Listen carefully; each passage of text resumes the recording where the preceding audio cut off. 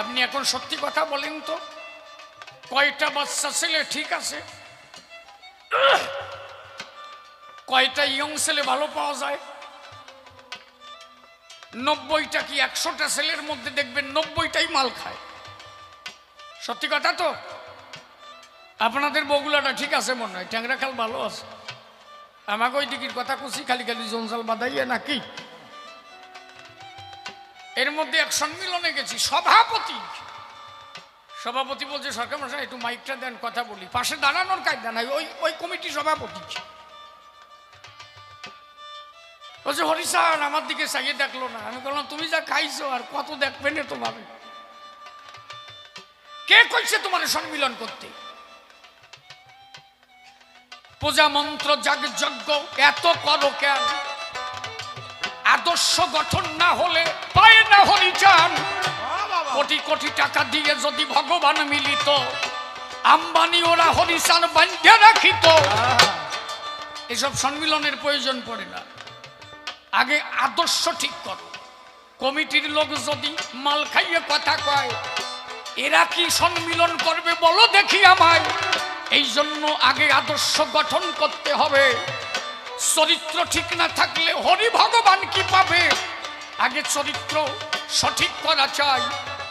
আমার কথা একটু জাল লাগবে নি, অসুবিধা নাই যদি কথা শুনে ভালো হয়ে যায়।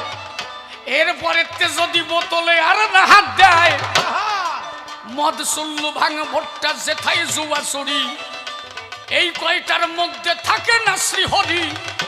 মনে রেখো যে বাড়িতে মদ্যপান হয়, তার ত্রিসীমানায় যায় না হরি গোসাই। যার বাড়িতে চরিত্র পবিত্র না রবে, নিজের বউটা যদি আর একজনের সাথে লাইন মাইনে রবে, সে আবার কি মতুয়া বলো দেখি মরে। আর দলপতির যদি আরো ভক্তি বাড়ে, দলের দলপতি মনে ভাবে তাই। যদি টেপার মা মৎস্যপে যায় আমি যেতে চাই, আসলে টেপার মার সাথে ওনার ইন্টু পিন্টু আছে, উনি না গেলে ওনার ভাব জাগে না পাশে। এই সব মৎসব করিয়ে কোনো লাভ নাই। আগে চরিত্র পবিত্র ঠিক করা চাই।